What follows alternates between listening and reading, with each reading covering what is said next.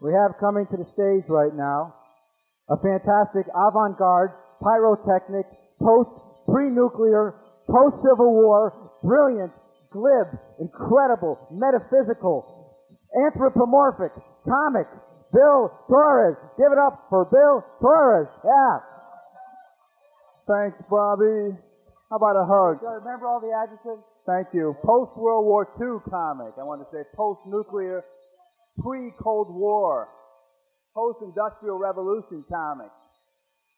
You never close your eyes anymore when I kiss your lips, bitch. And you're trying to criticize all the things I do. You fucking slut. Where did that come from? God, what's with him? Did you just have a bad thing with a girl, now he's coming out inventing? I don't agree with that. No, it's Black History Month. Don't do that. Don't do that. So I was born in the Bronx, New York.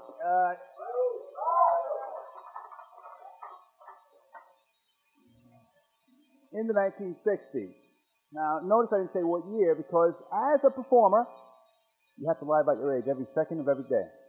Every day. How old are you, Bill? 22, 3, 4, 5. How old am I? 19, 20, 26, 27, 28 and a half.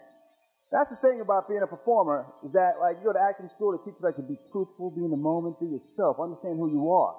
And the second you get to Hollywood, they say, change your name, change your nose, change your kids, change your this, change your this, and the back.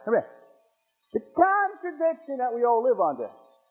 I know that was a lengthy speech leading to no punchline, but if there's any young actors in the audience, I felt it was worth it. Now you're saying, Bill, what's with the Elvis Costello, Aristotle Onassis glasses? I understand. I'm wearing these because girls like sensitive guys who read, and that's me. The last book I read was the Johnny Unitas story, but it was a good book, and I felt it was deep. It really got into Johnny's life, his tortured past as a quarterback for the Baltimore Colts. I felt it really went beyond the traditional sports story, and I felt that I learned a lot from Johnny Unitas' story. A lot of people say, who's Johnny Unitas? It's not important to me. I read the book, and I got something from it, and that's where I am today, with the ripped pants. A lot of people saying, Bill, hip or poor? We don't know. You make the call. Ladies and gentlemen, I could do the BubbleMan's act, too. Watch this. No, fuck that. I just wanted to create some tension in the room there. A little theatrical thing I learned back in New York at the, who was it? The Troy Donahue Theater School. Troy really knows his acting. Thing is, I believe the truth is very important. The truth will set you free, I believe. You know, going out with this girl, and I said, honey, I have to tell you the truth. I'm cheating on you. She said, well, you're free to go. So I said, okay. So I'm here tonight, free. Cheating is an important thing when you're with a girl because, you know, like, I'm a jealous guy because I'm a Latino and I'm jealous. And, you know, us Latinos, we kill for nothing, for no reason. That's why if you walk down Fountain here, you see like all these dead Spanish guys on the Boston Street. All domestic violence, all of it. 99% of all the violence out here, you'll notice. Right now, he's just a grocery store guy. I was just buying a leche from him. You know what the big tragedy with the Latino people is that there's no Latino porno. That's the biggest tragedy of all. I'm a Latino and I like my porno. Thank you. Whose cigarettes are these? Are they fresh? Are they exciting? All right, let's do it up. It's a new habit I picked up just the other day. I figured, see ever coop, blow me. So, I like to go against the tide. I don't wear condoms neither. That's my new thing too. See, I just, you know, see what happens. It's an experiment in things. Latino porno next door. You go next door, it's a Latino store. $6 to get the same, you know, from one Spanish chick in the whole book, you know, different poses and stuff, checking it out. That's a disgrace to me. I think you should fix that. But the most important thing, I was looking at Players magazine. That's the black porno. And the girls look pretty good. This month, by the way, in the centerfold, this month's centerfold is Wheezy from the Jeffersons. So And she's looking fresh. I think next month is LaWanda Page. So, a lot of people don't know LaWanda Page. She hangs out with Johnny Unitas. So, you'll catch that reference later on. So, one of my cousins is named Hector, and he's half black. He lives here in L.A. He's my only relative here in L.A. He's half black, half Latino, because a lot of us Latinos, we like to stick our dicks all over the place. So, this is what happens. You get, like, various techno-colored Hispanics running around. You go, you're Hispanic? You don't really look it. See, people say to me, they go, Bill, you don't sound Hispanic, you don't necessarily look Hispanic, why do you even bother bringing it up on stage? Well, you see, that's my hook. You need a hook in show business.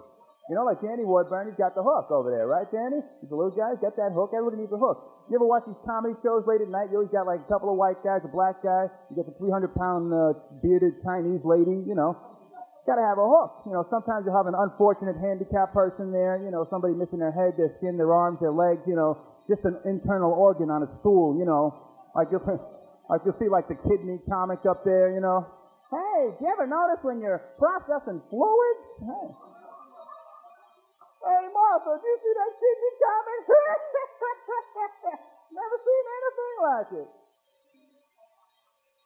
So I was just in Vegas, not Las Vegas. I was in a rerun with Bob Urich, and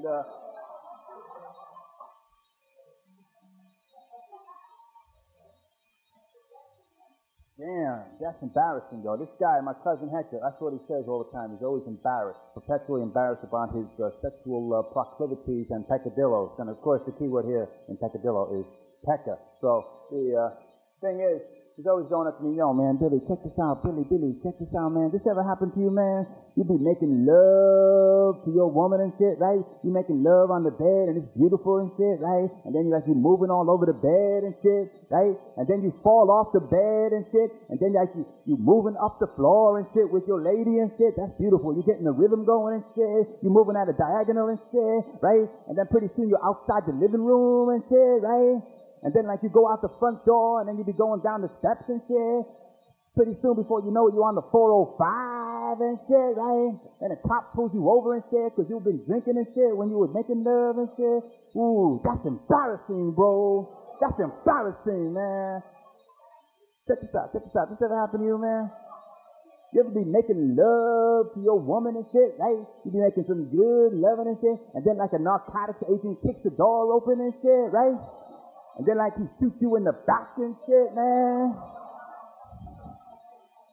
And then you can't make love, it's hard and shit, man. You try, but you got a blood thing happening, man. And then the woman saying, one of these demanding women, they say, come on, man, you have to satisfy me. You have to satisfy me. You go, baby, I'm dying. So then get out of the house. And she kicks you out of the house and shit, right? And you in the neighborhood and all your homies are looking at you, man, and you naked and bleeding and shit, man. That's embarrassing, bro, man. That's embarrassing. Check this out, man. Check this out, Billy. This ever happened to you, man? You're in prison and shit, right? You in prison, right? And you lifting weights in the courtyard, right? And one of the brothers comes over to you, right? And he says, yo, man, you're an informant, man. You dropped a dime on me. And you say, no, I'm not an informant. Meanwhile, the brothers, they take you and throw you up against a prison fence right in front of everybody, and they start taking turns raping you and shit, man. That ever happened to you, man? And even the warden comes up to you and your parole officer and your lawyer, and they're all taking turns, man. You're saying, damn, man. And then it's Parents' Day, right? It's Parents' Day, right? And your mother and father are outside the prison fence watching you getting raped and shit. Woo! That's embarrassing. And your little brother, who you always told to be good and shit, he's watching you getting raped, and you're saying, hey, man, stay in school. Don't do drugs. Don't do drugs, man. Have a Coors Light and shit.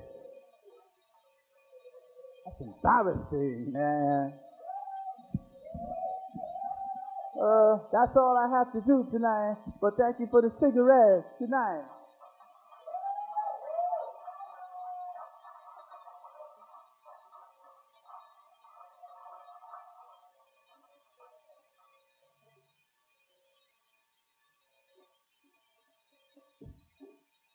I was sleeping. Bill Torres, another big hand for Funny Man.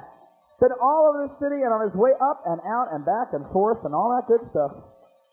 Yeah, why not? Yeah, why not? How y'all doing?